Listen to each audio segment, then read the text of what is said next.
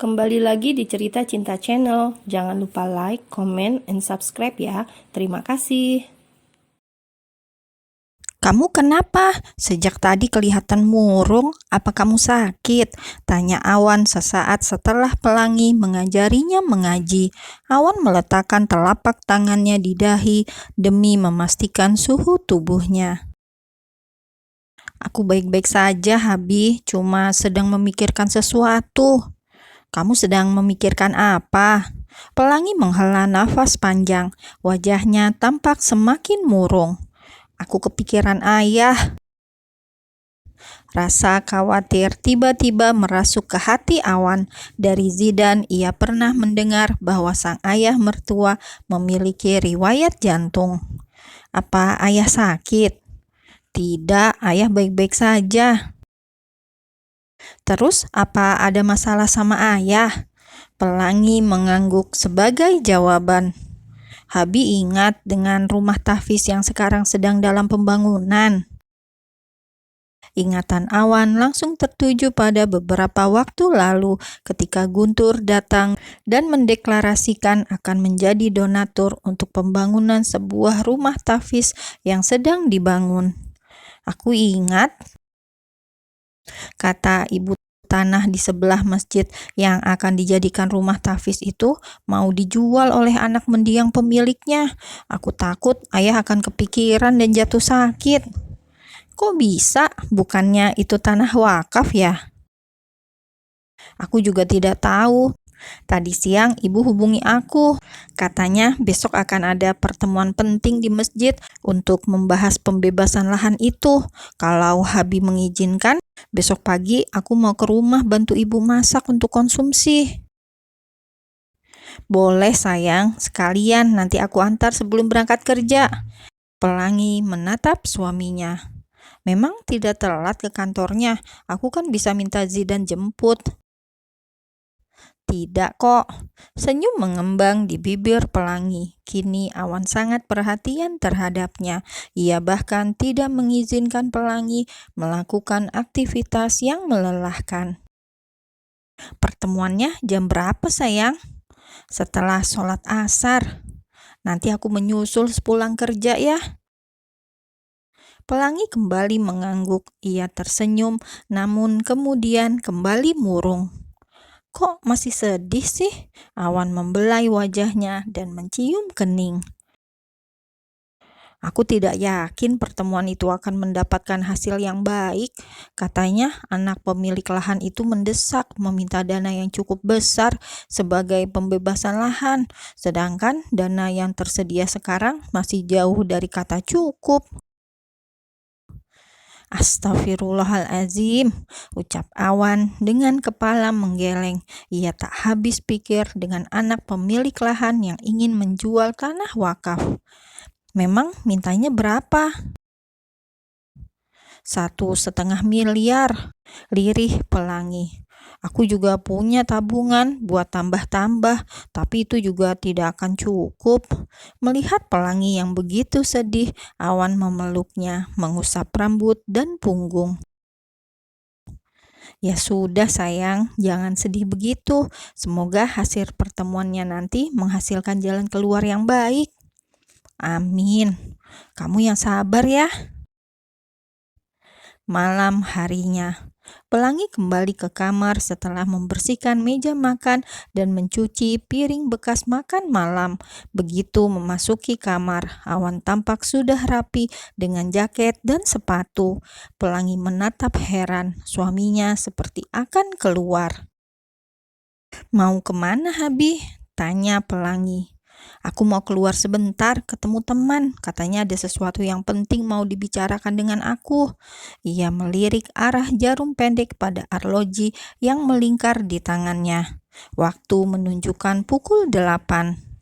Tidak lama kok, 1 jam lagi aku kembali. Kamu siap-siap ya?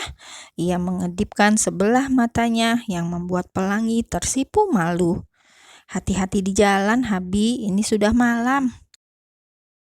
Iya sayang, aku pergi ya.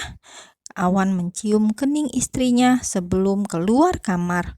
Tadi saat di kantor, ia mendapat telepon dari sahabatnya Ben, pemilik tempat hiburan malam. Tempatnya dulu kerap menghabiskan waktu untuk bersenang-senang. Mobil milik Awan melaju dengan kecepatan sedang. Beberapa kali ia melirik kendaraan di belakang melalui kaca spion. Entah mengapa ia merasa sedang diikuti. Awan menginjak pedal gas dalam hingga mobil yang dikemudikannya melesat jauh. Sesekali ia melirik kaca spion. Kendaraan yang sama selalu saja berada di belakangnya. Mau apa sih itu orang? Gumamnya kesal, namun ia berusaha untuk tak begitu memerdulikan. Toh ia tak memiliki masalah dengan siapapun.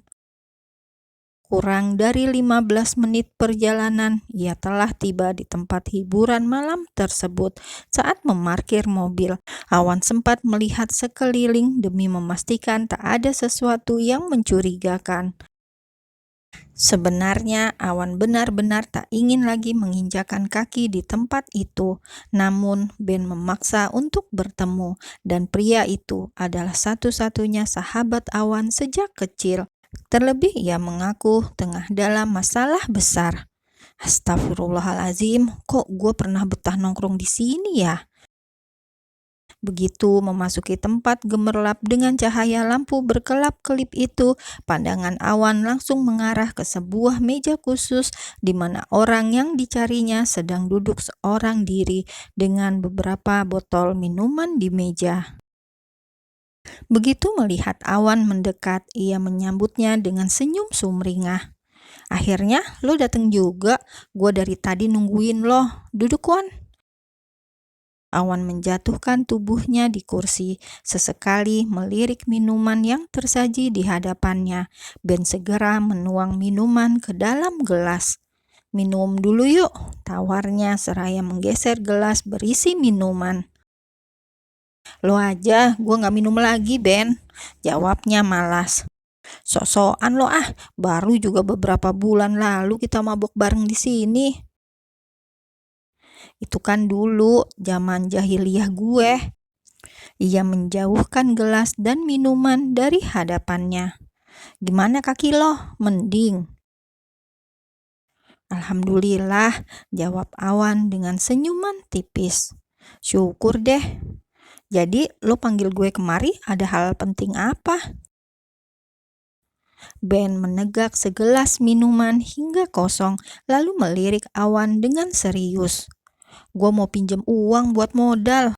Gue habis kena tipu, Wan. Brengsek tuh orang yang nipu gue. Oh, Awan tidak heran lagi jika Ben ditipu seseorang, sebab sebelumnya ia juga pernah mengalaminya. Lo butuh berapa? Dikit kok, 250 juta doang. Nanti gue balikin begitu modal gue balik. Awan mengangguk. Ya udah, nanti gue transfer. Nomor rekening lo masih sama kan?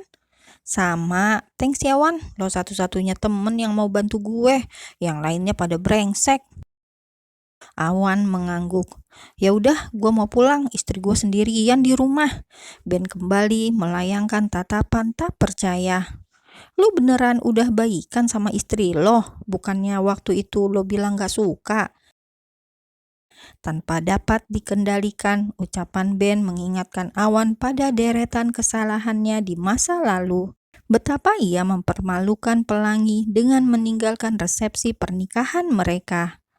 Namanya juga hilaf, Ben. Gue banyak dosa.